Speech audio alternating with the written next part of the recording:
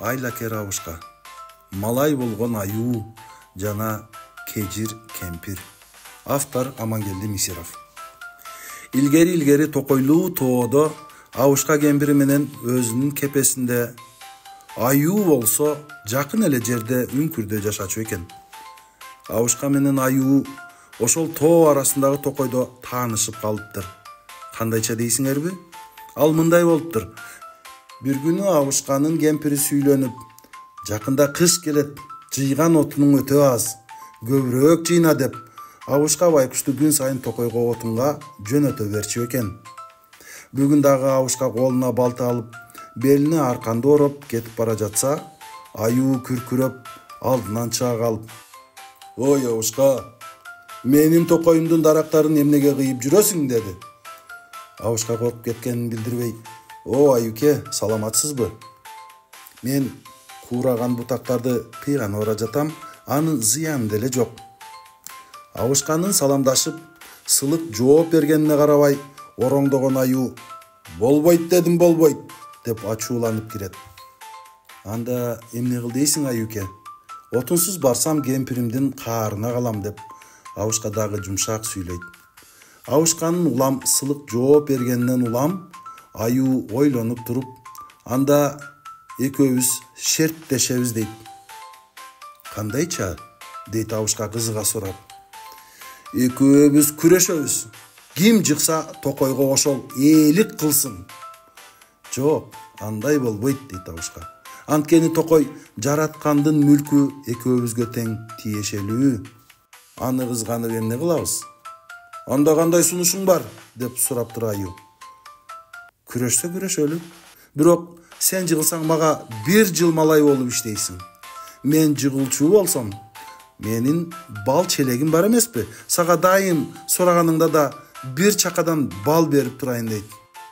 Балды уккан аюу шилекей агып, шашып кетип: "Макул абышка, макул" дейт.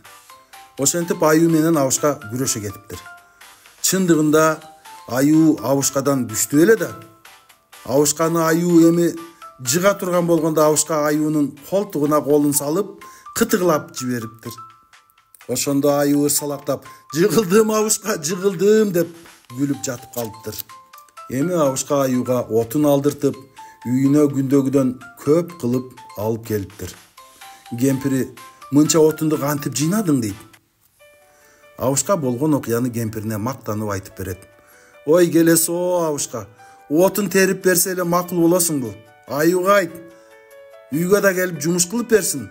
Аюуну тез чакырып иш кылдыралы" деп кемпир кежирленип туруп алыптыр. Айласы кеткен абышка токойго келип: "О аюуке" деп кыйкырып жатып, араң таап: "Шерт деген шерт.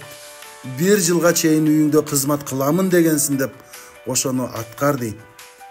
Аюу шертин ойлоп уялып, аргасыздан макул болуп, абышканы ээрчип үйүнө келиптир. Аюу келери менен кемпир аюунун колуна шыпыргы карматып, үй шыпыртат. Үйдү шыпырып бүткөндөн кийин колуна 2 чака берип, сууга да жөнөтүптүр. Аюу эми сууну көтөрүп кирсе, кемпир колуна куржун карматып, токойдон алма терип кел деп айласын кетириптир. Аюу ошентип алма терип келет. Бир күнү кемпир эрте менен туруп, аюуну ойготуп, колуна капты карматып, жаңгак тергени жөнөтүптүр. Аюу жаңгактын башына чыгып, шатырата күбүп, жаңгак терип берип, үй ишин аткарып жүрсө, күз өтүп, кар жаап, кыш келип, суук түшүптүр. Эми кемпири абышкасына: "Мен үшүп жатам. Аюунун тону жылуу экен.